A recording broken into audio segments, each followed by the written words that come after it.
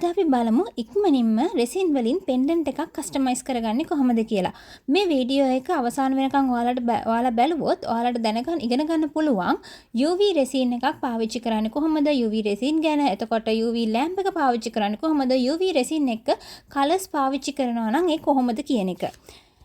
ඉතින් ඔයාලට මූලිකවම අවශ්‍ය වෙන බඩු තමයි මෙතන තියෙන්නේ. අපිට tool set එකක් ඕනේ, UV lamp එක ඕනේ, UV resin එක ඕනේ. ඊට පස්සේ colors, ඊට පස්සේ මම මේ colors උයි මේ මල් එහෙම මම decoration වලට පාවිච්චි කරන්නේ. ඊට පස්සේ මේ tools, ඊට පස්සේ මේ මැද තියෙනවා tape එක, resin UV tape එක. ඒක අනිවාර්යයෙන්ම අවශ්‍ය වෙනවා. වීඩියෝ එක ඉස්සරහදී මම ඔයගලන්ට කියන්නම් මෙතනදී මට පෙන්වන්න අමතක වෙච්ච දේවල් ඔයගලන්ට වීඩියෝ එක ඉස්සරහදී මම කියන්නම් තව මොනවාද අපිට මේ නිර්මාණය කරගන්න අවශ්‍ය වෙන්නේ කියලා. ඔයගලන්ට මේ පේනා වගේ popsicle sticks දෙකක් අපිට ඕනේ වෙනවා. ඊට පස්සේ අපිට bezel එකක් ඕනේ. මේක එක එක ඩිසයින් වලින් ඔයගලන්ට වෙළඳ පොලේ ගන්න තියෙනවා. ඉතින් මේ ලස්සන hard design එකක් තියෙන bezel එක තියෙනවා. ඒකේ ලස්සන ඩිසයින් තියෙනවා වටේටම පුංචි flowers, කුරුල්ලෝ වගේ චෙරි ගෙඩි වගේ තියෙන ඩිසයින් එකක් තියෙනවා. ඊට පස්සේ මේ UV lamp එක පාවිච්චි කරන විදිහ ඔයගලන්ට මෙතනදී බලා ගන්න පුළුවන්. ඔයගලන්ට මේක කේබල් එකක් එනවා, USB කේබල් එකක්. ඔයගලන්ට ඩිරෙක්ට් මේක කරන්ට් එකට කනෙක්ට් කරලා මෙතන තියෙන මේ බටන් එක ප්‍රෙස් කරලා ඒක ඔන් කරගන්න පුළුවන්. ඊට මේ ස්ටෑන්ඩ් එක විදිහට තියාගන්න එක අපිට හරි පහසුයි මේ නිර්මාණය කරද්දී. UV tape එකේ resin tape එක දෙපැත්තෙන් අපි popsicle sticks දෙකක් තියලා connect කරගෙන මේ විදිහට UV resin hard කියන UV resin එක තමයි අපි use කරන්නේ. මුලින්ම UV resin එකේ ඉතා පොඩ්ඩක් first layer එක තමන් කරන නිර්මාණය අනුව තමන්ගේ නිර්මාණයට අවශ්‍ය වන layers ප්‍රමාණය තමන් කරන නිර්මාණය අනුව depend වෙනවා. ඉතින් ඔයාලට ඒක ඔයාලගේ නිර්මාණයත් එක්ක ගලප ගන්න පුළුවන්.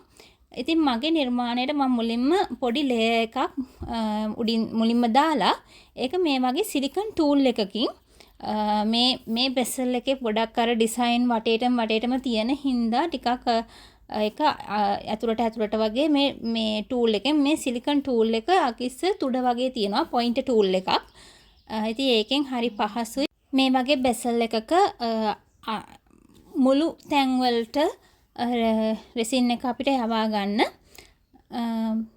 ඊට පස්සේ ඔයගලන්ට මේ විදිහට apply කරාට පස්සේ air bubbles තියෙනවා නම් ඒවත් මේ point tool එකෙන්ම අයින් කරගන්න පුළුවන්.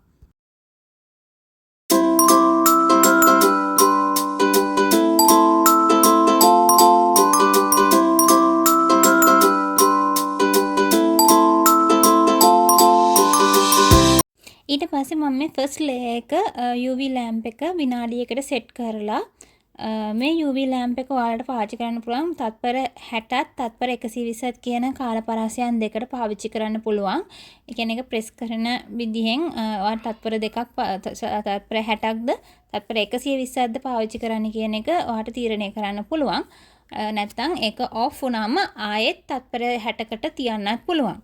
ඉතින් මම පළවෙනි layer එකේ හින්දා තත්පර 60කට මේක තියලා තියෙනවා. ඔන්න දැන් මම මගේ first layer එක dry කරගෙන ඉවරයි. ඊට පස්සේ මම ආයෙත් UV resin පොඩ්ඩක් apply කරනවා. ඔයගලන්ට මේ මම අල්ලලත් පෙන්නනවා. ඒක දැන් හොඳටම dry වෙලා තියෙන first layer එක. ඒ වගේම මම මේ වෙලාවේ කියන්න ඕනේ epoxy resin එකේ UV resin එකේ වෙනස මොකක්ද කියන එක ඔයගලන්ට දැනගන්න. epoxy resin එක කියන්නේ අපිට epoxy වල resin hardener කියලා කොටස් දෙකක් වෙනවා. අපිට ඒක අනුපාතයකට mix කරන්න ඕනේ. ඒක dry කරද්දී මම මෙතන pressed flower එකක්, dry pressed daisy flower එකක් use කරනවා. ඔයාලට බලා ගන්න පුළුවන් මම ඒක කොහොමද twist එකෙන් පොඩ්ඩක් adjust කරගත්තා. මම මුලින්ම resin layer චුට්ටක් ගාලා තමයි මල තියාගත්තේ. UV resin චුට්ටක් ගාලා. හැබැයි මම ඒ ගාපු චුට්ට dry කරේ නෑ UV lamp එකෙන්.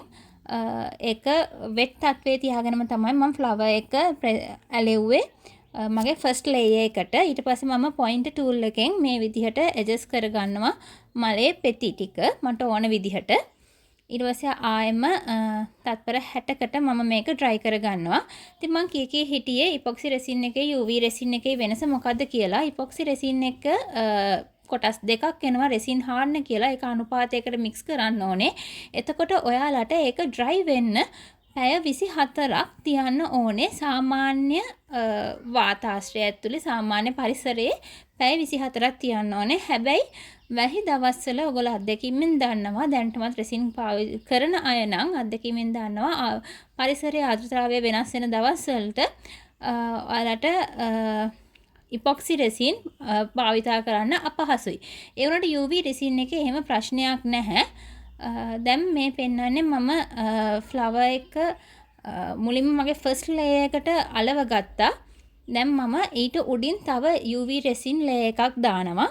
ඉතින් ඔයගලන්ට UV resin පාවිච්චි කරද්දී එහෙම පරිසරයේ තත්ත්වයේ බලපෑමකුත් නැහැ. පැය 24ක් තියන්න ඕනෙත් නැහැ. mix කරන්න ඕනෙත් නැහැ. UV resin එක තනි බොටල් එකක් එන්නේ. ඒ දැන් ඔයාලට මේ මම වීඩියෝ එකේ පෙන්නන බොටල් එක ග්‍රෑම් 25 බොටල් එක. ඉතින් ඒ වගේ ග්‍රෑම් 500 කිලෝ එක වෙනකන් යනකම්ම ග්‍රෑම් 10 ඉඳන් ඔයගලන්ට මිලදී ගන්න පුළුවන් වෙළඳ පොලේ තියෙනවා. ඉතින් මම ෆ්ලවර් එකට උඩින් තව UV resin layer එකක් දාලා ඒකත් UV lamp එකෙන් තත්පර 60කට dry කර ගන්නවා. මොකද මම තව layers දාන්න බලාපොරොත්තු වෙනවා. ඒ හින්දා මම දැනට තත්පර 60කට තමයි මේක dry කරගන්නේ. ඉතින් එහෙම තමයි UV resin එකේ epoxy resin එකේ තියෙන වෙනස. ඉතින් UV resin එක හරිම පහසුයි භාවිතා කරන්න. අතේ ගෑවෙන්නේ නැහැ. ඒක toxic නැහැ එහෙම. මොකද අපි විනාඩි දෙකකින් ඇතුළත අපේ resin එක අපි dry කරගන්න නිසා. හරි දැන් ඒකත් ඉවරයි. මම මෙතනදී ඔයගොල්ලන්ට පෙන්නන්නම් මම මේ UV resin එකත් එක්ක alcohol ink එකක් use කරන්නේ කොහොමද කියලා. ඉතින් මම පොඩි bookmark model එකක් අරගෙන ආවා. පොඩි අර silicone material එකක් උඩ තමයි අපි mix කරන එක කරන්නේ. මම bookmark model එකේ කොනකට UV resin ටිකක් දාගත්තා. ඊට පස්සේ මේ තියෙන්නේ alcohol ink එක. ඔයගලන්ට මේ පේනවාද මම alcohol ink එක බොටල් එක ඕපන් කරන්නේ කොහොමද කියලා. ඒක නිකන් කැරකුවට ඕපන් වෙන්නේ නැහැ. පොඩ්ඩක් ඇතුළට press කරලා කරකවන්න ඕනේ. අලුතම බොටල් එකක් මිලදී ගන්නවා නම් අර මම පෙන්නුව තැන තුඩ පොඩ්ඩක් කට් කරලා අරගන්න ඕනේ. ඊට පස්සේ මම පොඩි බින්දු දෙකක් විතර දාගන්නවා. මගේ UV resin මම UV resin චුට්ටක් දාගත්ත තැන ඊට පස්සේ මගේ pointer tool එකෙන් මම ඒක හොඳට mix කරගන්නවා. මේක mix කරගන්න කාලයක් නැහැ. ඔයාලා දාගත්ත pigment එක mix වෙනකන් ඔයාලා mix කරගන්න ඕනේ. ඊට පස්සේ මේ point tool එකෙන් අපිට පුළුවන් අපිට ඕන තැන්වලට අපිට පහසු විදිහට මේ UV resin හරිම චුට්ටි ප්‍රමාණයක් සුළු ප්‍රමාණයක් අපිට තියාගන්න පුළුවන්. අර epoxy resin වල වගේ අපිට ගොඩාක් හදාගන්න epoxy resin නම් මේ වගේ සුළු ප්‍රමාණයක් අපිට mix කරගන්න අපිට quantity එකක් මැනගන්න අපහසුයි සෑහෙන්න. එතන හරියටම ratio එක අපි අරගන්න ඕනේ. නේද? UV resin එකේ අපිට හරිය පහසුයි මේ වගේ පොඩි නිර්මාණ කරද්දී UV resin එක මාරම පහසුවක් වෙනවා. ඉතින් මේ වගේ edges තැන් වලට මම මේ පොඩි වෙන color එකක් mix කරගන්නවා. ඔයගලන්ට පෙන්වන්න අවශ්‍ය හින්දා මම මේ විදිහට UV resin එකට orange red කියන කලර් එක තමයි මම mix කරගත්තේ.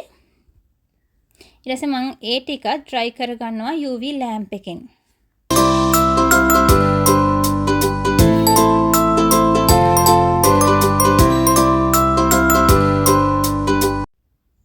ඒ අතරතුර මම මගේ tools ටික clean කරගන්නවා.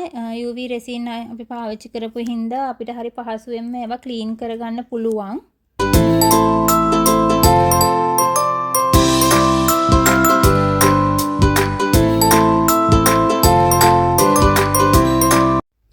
හරි ඊළඟට ඒකත් හොඳටම වේලිලා තියෙන්නේ. ඔයගලන්ට මේ පේනවා ඇති. මගේ ෆයිනල් ලේයර් එක මම දැන් ඇප්ලයි කරගන්නවා. මගේ නිර්මාණයේ වැඩ කටයුතු 90ක් මම අවසන් කරලා ඉවරයි. ඉතින් මගේ මේ උඩම ලේයර් එක ෆයිනල් ලේයර් එක මම UV resinම දාලා ඇප්ලයි කරගන්නවා. මෙතනදී ඔයගලන්ට ඉතින් හදිසියක් නැත්නම් epoxy resin පාවිච්චි කරන්න පුළුවන්. ඊට පස්සේ පැය 24ක් තියන්න ඕනේ dry වෙන්න. ඒත් මම මේ වීඩියෝ එකට අවශ්‍ය හින්දා මෙතන UV resin එකෙන්ම use කරන ඒ වගේම පොඩි air bubbles වගේක් තියෙනවා. මම ඒකත් pointer tool එකෙන්ම අයින් කරනවා. ඒ අතරතුර කලින් දාපු layers වලදී resin apply වෙලා නැති තැන් වලට edges වලට මම ගානට මේ විදිහට පොයින්ටර් ටූල් එකෙන්ම රෙසින් ඇප්ලයි කරගන්නවා UV රෙසින් එක. ඒකත් මම විනාඩි 2ක් විතර වගේ ඩ්‍රයි වෙන්න තියාගන්නවා. ඒ කියන්නේ තත්පර 120ක් මම මේක තියාගන්නවා. මොකද මේක මගේ ෆයිනල් ලේ එක හින්දා.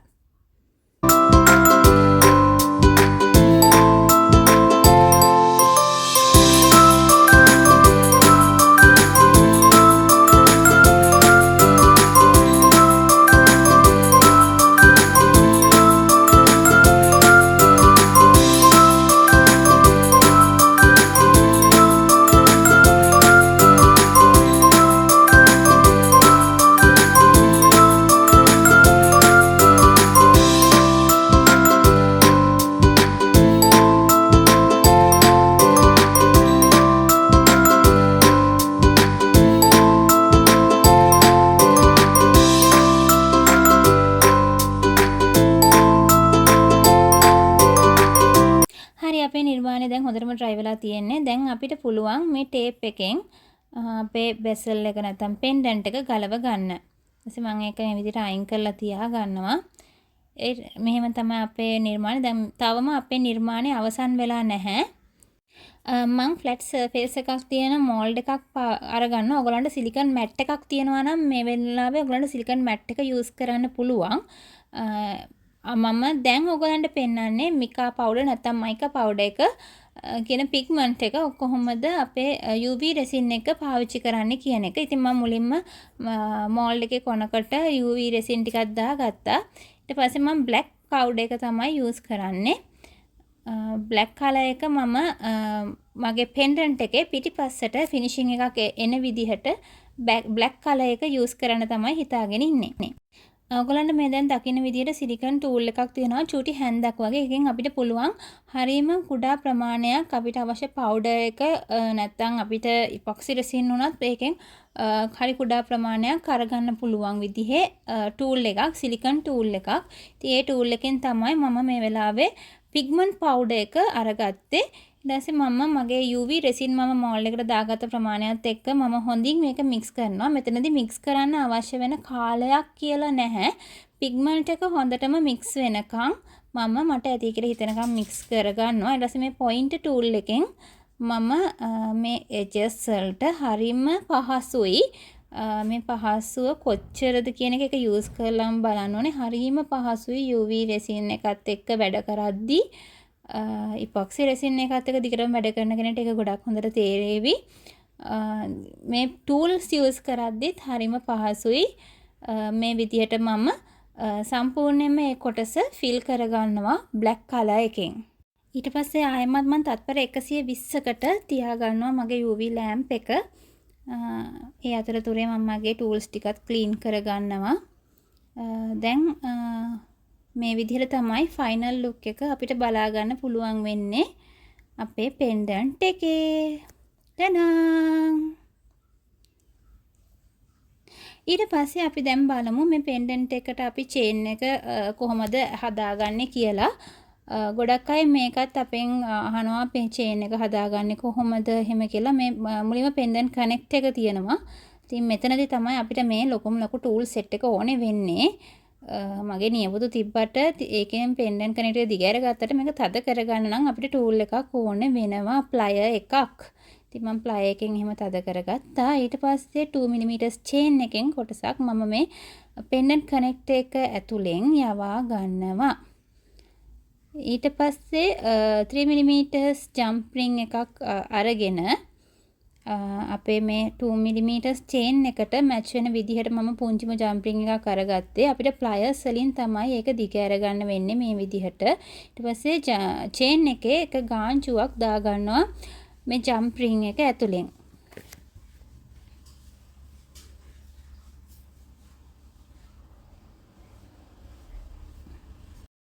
දැන් අනිත් එජ් එකටත් චේන් එකේ ඊළඟ එජ් එකටත් අපි ජම්ප් රින් එක ඒ විදිහටම දා ගන්නවා. ඊට පස්සේ මම පොඩි චේන් ලොක් එකක් පාවිච්චි කරනවා. චේන් ලොක් එකත් අපි ඒ ජම්ප් රින් එකටම දා ගන්නවා මේ විදිහට.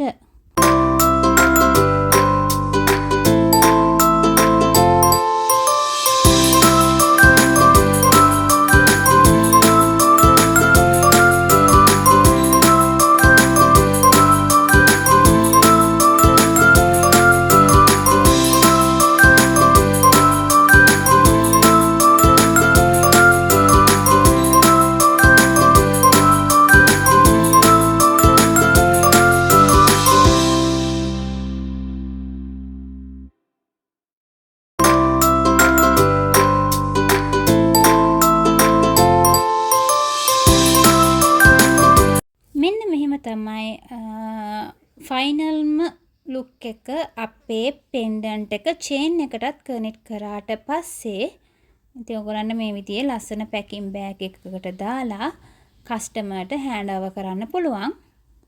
ඔයාලත් මේ වගේ නිර්මාණයක් try කරලා බලලා ඔයගොල්ලන්ගේ අදහස් කමෙන්ට් කරන්න.